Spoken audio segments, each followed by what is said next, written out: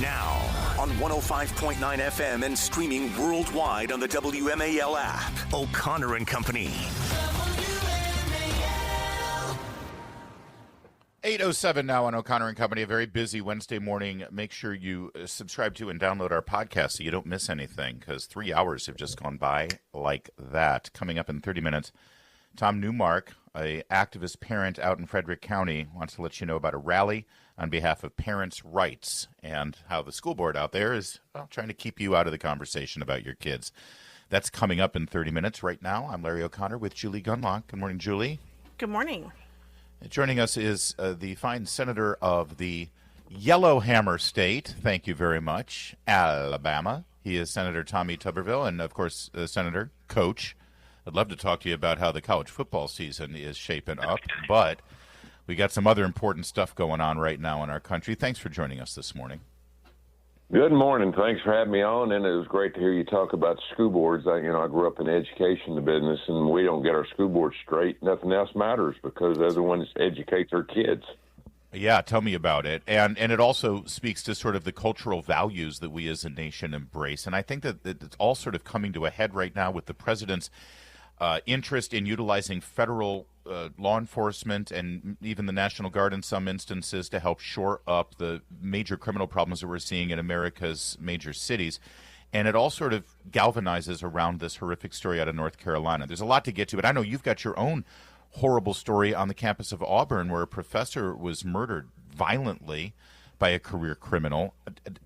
We've spent years being lectured to about the systemically racist criminal justice system, and policies have been put in place, Senator, that have undermined law and order and safety. We don't have to take this anymore, do we? No, we don't have to take it. We better start stepping up and speaking out because we have a huge mental illness problem.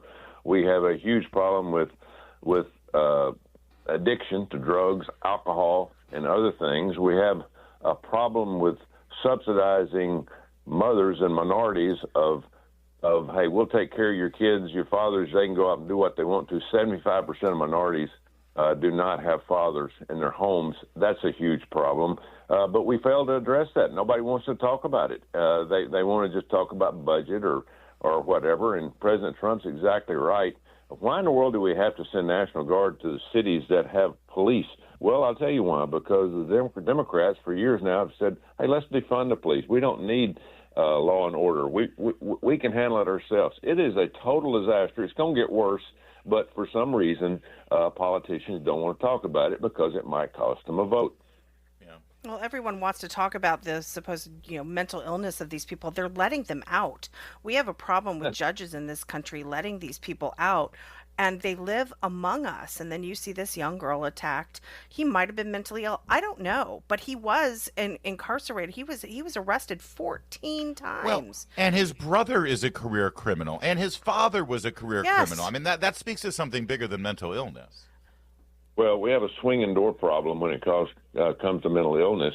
There is no really policy of how to treat mental illness. Now, we do have a few things that of course, we have psychologists that work with mental ill folks. But folks, we have a huge problem, and the problem in most states, including up here in Washington D.C., is if you're mentally ill, you're on the streets, you're homeless.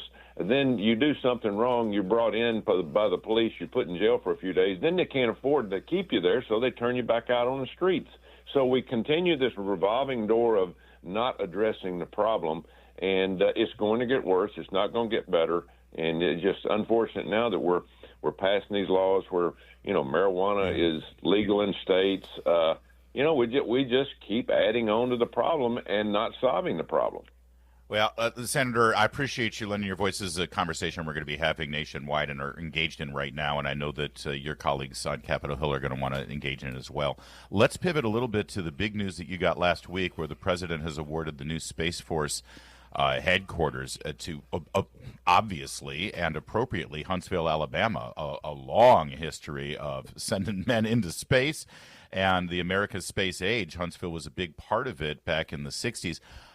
Can you first of all, congratulations and great for your state. But when Biden sent it at Colorado Springs, and I think it was based on, the Air Force Academy is there. But was that to punish your state? Was it to punish red Republican states in the South?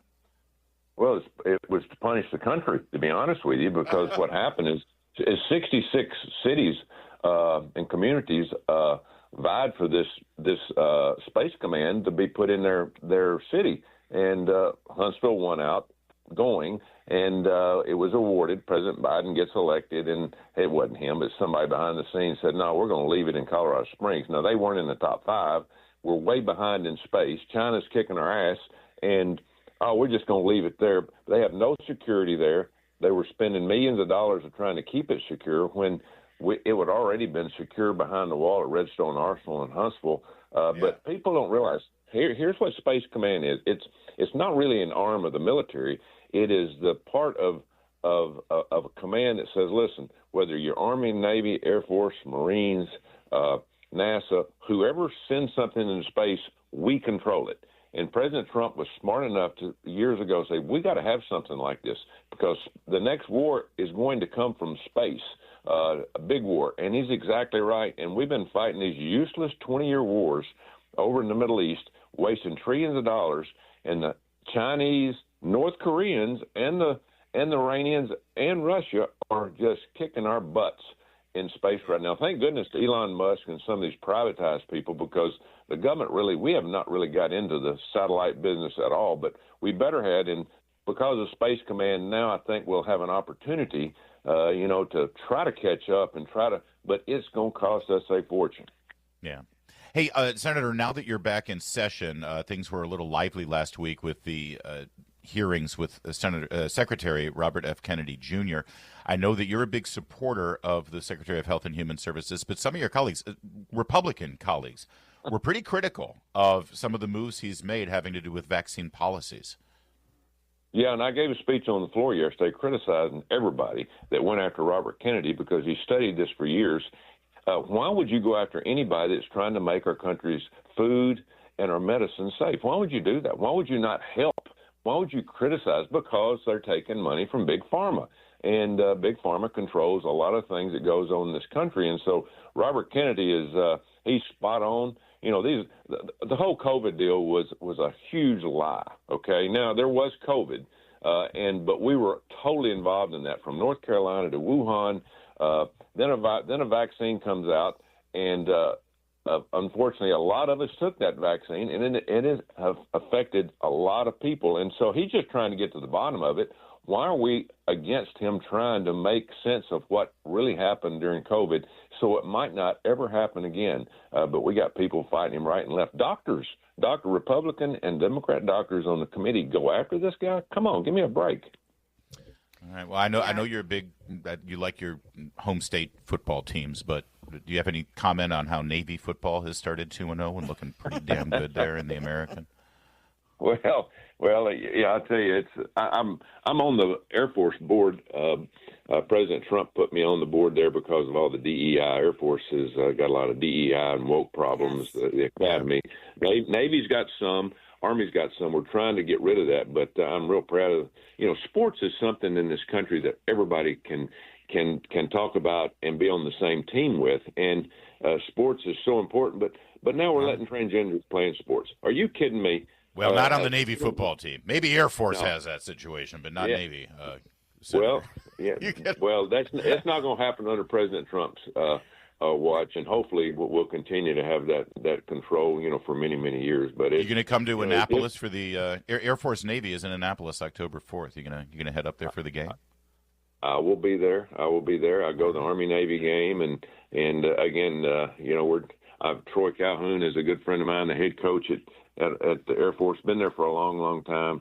But thank goodness for our academies. But that's where our leadership starts. And of course, the Biden administration wanted to infiltrate the academies with all this woke nonsense. But it's almost, I can't say it's all gone, but we're working to get it out. This conversation brings to mind, this is embarrassing, Senator. I'm sorry for raising it, but we spoke before the Air Force Navy game last year, and we had a bet about that involved Conecuh sausage from Alabama, and I'm pretty sure Navy came out on top in that game. So I'm pretty sure you're right. I haven't gotten that sausage yet. Yeah, I need to work. I've been looking for your address. You have to keep that stuff frozen. You can't send it in the mail. I try to stay off the grid. All right. Well, you know what? We'll tailgate up in Annapolis, and you can bring some sausage for the church. Yeah. All right. We can do that. We can do that because our post office seems to lose things in the mail. So I'd hate for that to happen. Yeah. Thank you, Senator. Take care. All right. Thank you, guys. Don't be a stranger.